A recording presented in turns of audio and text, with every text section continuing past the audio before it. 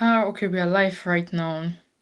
Good afternoon, good morning, good day, just greetings to you wherever you are watching us from. And my name is Zainab Balogun. I'm going to be anchoring this section. I'm the chief consultant of Yemnab Properties Akio.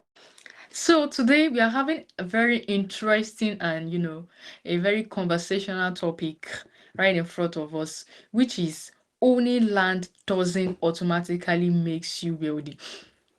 I know some people will be like, oh, what's this? What's she saying? Yes.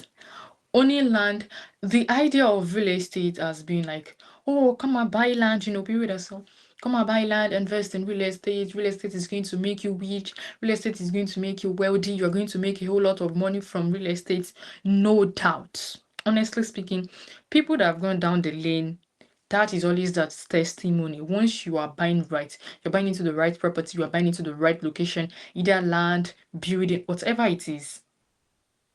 And as much you are doing it the right way and you're walking down the lane with the right people, trust me, that is it. But then the narrative of, especially when it comes to land banking projects, but don't worry, a project that is like selling for like 300,000, 400,000 naira per plot, and someone is going to think, oh, if I buy one plot of that land, I'm going to be rich, I'm going to be wealthy. Sorry, you are not. That's just the harsh truth. Owning land doesn't, even if you buy them in acres and hectares, it doesn't automatically makes you wealthy. In your portfolio, you have capital appreciation projects, that is land. Okay, land banking project as an example under it, a capital appreciation project, and the capital appreciation project is on you're buying land that is a land banking project, is going to wait 5-10 years before appreciation, and you're buying like 5 acres, 10 acres. Yes, in your portfolio you have something substantial, but that is not going to translate to money for you. It's not going to translate to cash flow for you. I don't know if you get what I'm trying to say. It's not going to unless you do something productive with it. Buying land banking projects is totally different from buying land you want to flip within 6 months, you want to flip within 12 months, you want to flip within 18 months. Those are typically different. They are different category, because those type of land you look at high-end location that people are buying, people are building. So you just want to buy, just do some little infrastructure development or just hold it for a while, even if you're not doing anything and you want to flip it on time. That one is like cash flow, but a quick cash flow thing. But you are buying land that you're going to be waiting 5 years, 10 years, 15 years because it's cheap. 1 acre is selling for 1 million, 2 million, 3 million, 4 million, or less than 5 million naira. You are buying 1 acre, so you have the financial capacity to acquire more than 1 acre. Very fine. But just leaving the land empty, not anything, leaving the land idle, you are spending more on the long run because it's very expensive on the long run. Expensive is not the term of cost of acquiring the land, but the opportunity costs. The opportunity cost, leaving the land just idle, not doing anything, it's just there. Because look at it now. Okay, let's use two person as example. Mr. Emeka bought 10 acres of land in a village, in a developing village. They said that, oh, development are going to come to this place in the next 5 years and the next 10 years. It is speculation. It is speculative. There is no 100% assurance that that appreciation is going to happen. But then, based on trend, based on what we've seen, based on the future projection on that place, we are assuming that, okay, this place is going to develop. And normally land appreciates. Once infrastructure goes in this location, it's going to increase the value of the land. Once demand increases, it's going to increase the value of the land. Those are the things that cause appreciation or that drive appreciation. So back to what we are saying, Mr. Emeka bought like 10 acres of land, just kept the land there. And the land is like 5 years now. But in the space of that 5 years, I'm sure he has been doing some things there, trying to take physical ownership, maybe doing fence around the 5 acres, if not around the 10 acres or 5 acres, depending. If not doing fence, you need to put, if he's not physically present there, you need to put someone in charge to be going there once in a while on his behalf. At least he's going to be giving somebody, that person, something like a caretaker. At times they will have to call, oh, I want to come and clear this place. So the bush is already. Okay, let me give you a real life example. I was having a discussion with one of my investors. I was like, Zainab, I have like 15 acres of land in along Abeokuta that I want to dispose. I said, why do you want to sell this land? 15 acres is a lot. Like some people want to be in your shoe right now. You want to dispose the land. It was like, Zainab, like for the past 4 years, or is it 4 years or 5 years or 6 years, within that range, I own the land now. Is either they call me, they want to clear the land, or some area boys are, they want to go and sell the land at the back behind my back, all those things, disputes, ownership disputes and all of that, because he hasn't done fence yet. So he was thinking of selling the land. It's because the land inside is not doing anything. It's just typically waiting for appreciation. While on the other hand, let's say Mr. Ade or Madam Chade on the other hand, or Madam Chioma, or anybody on the other hand, has that land. But instead of just leaving that same 10 acres idle there, she employs these local people, local farmers, or farm manager company, whichever one, to farm on her behalf. So she can decide to grow cassava. She already know that within 9 months they will harvest the cassava. She has a CCTV camera on farm monitoring everything that is going on. Or she can decide to plant oil palm, maybe cocoa, or anything at all. Pineapple, corn, yam, potato, whatever it is. She's based on what she wants. She can decide to plant. And over the space of the same 5 years, Mr. Emeka and Madam Shadi owns that land. Mr. Emeka has generated zero revenue on that land. While on the other hand, Madam Shade has generated like over 80% revenue in the space of that 5 years. You can see the difference. The opportunity cost.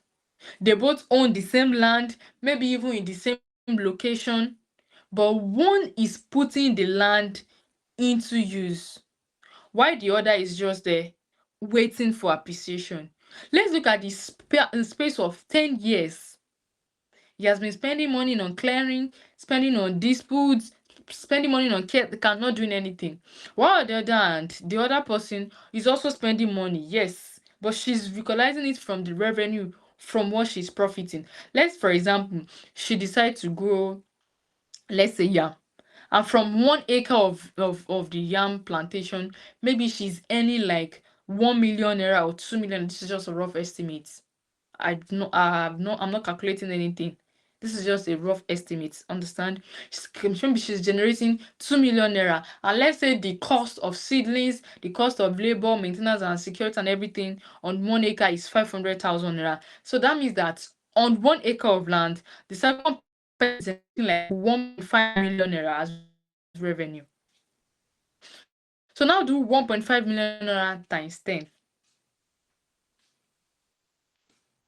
That is close to 15 million naira in a year. While person B is generating 15 million naira from that same land, person A on the other hand is not generating anything. You can see where the expenses is coming from. The opportunity cost of leaving the land idle. So these are some of the basic way you can put your land into productive use, especially when there are large expanse of land. If you decide you don't want to farm, you can decide to lease it. There are a lot of people. I cannot count the number of people that have reached out to me. Zainab, do you know anyone that, have land that they want to lease and want to farm? I don't have. What we just basically do is land sales. So you can either decide to use your land for land banking projects, or you want to buy and build, or the one you want to flip, or basically you want to buy house. So you can decide to buy building, whether for shortlets, for rentals, or you want to live there, or even maybe long lease. The projects you own for like 15, 20, 25, 30 years, but you don't outrightly buy it, you are buying at discounted rates. But then I've seen a lot of people that will reach out to me. Oh, inquiry, do you have land? Oh, I don't have. So you that you have that land, but you don't want to farm, you don't want to go through the farming, or you don't want to hire farm managers yourself, you can equally give this land out for them to use. At least revenue will be coming to you.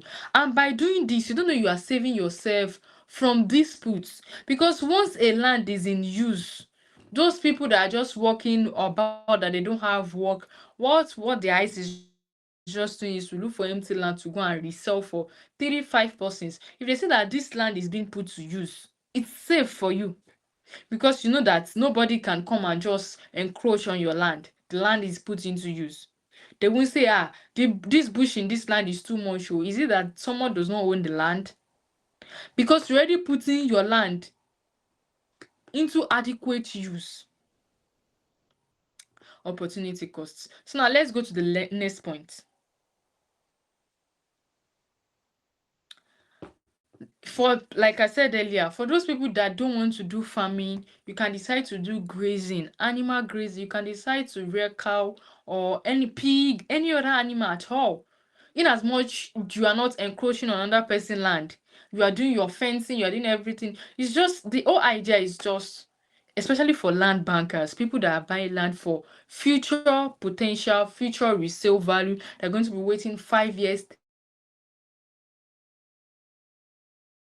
years, instead of making the land idle, not doing anything, you can put that land into use and generate revenue from it. That is what we are just saying in basic. Simple as ABC. Because over the years, I've seen people reach out to me. Oh, Zainab, I have land. I don't know what to use. Like the example I gave you, like one of my investors that told me he wants to dispose the land. Until I gave him that, do you know you can actually farm on this? And I was like, but I don't know how to farm.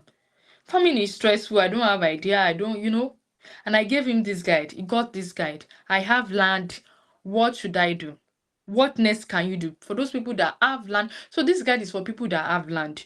You know you have land. You have large expanse of land sitting somewhere not doing anything. You want to put the land into use, then you should get this guide. Or people that are just naturally drawn into agriculture, I have a lot of diaspora clients that be like, Zainab, I'm still coming home to. Some are already doing it. I love agriculture, we feed the nature, make things subsidized and all of that. Some people just have passion for agriculture, no doubt. So if you fall under that category, you should also get this guide. Or you are planning to acquire land. You might not be into farming, you don't know how to farm, you're not raised by a farmer, that's totally fine. But you are planning to acquire land, 1 acre, 2 acre, 3 acre, 5 acres, 10 acres, 20 acres, for future appreciation, for future sake. Don't leave the land I do. You need to get this guide. I have land, what should I do with it?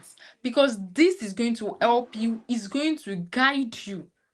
You're first going to read the guide, digest it. It's going to help you know that, okay, these are the do's, these are the don'ts if I want to go into farming. These are the crops, I should avoid. This is what I should do. This is my market. This is what I need to make it easy and seamless, so that you not jump in and jump out, garbage in, garbage out. You not rush in and rush out at the same time. Once you've read this guide, you've understand everything that is going. It's an ebook, and I'm going to be attaching the link in the description, or just look around. You're going to find the link. So you should get yours today, read it, digest it, and also share this video to someone you know also have passion or this video talk to. I hope you get value in this. My name is Zainab Balogu, and make sure you subscribe, like, and share this video to someone this will be of value to you. So we see next. Bye for now.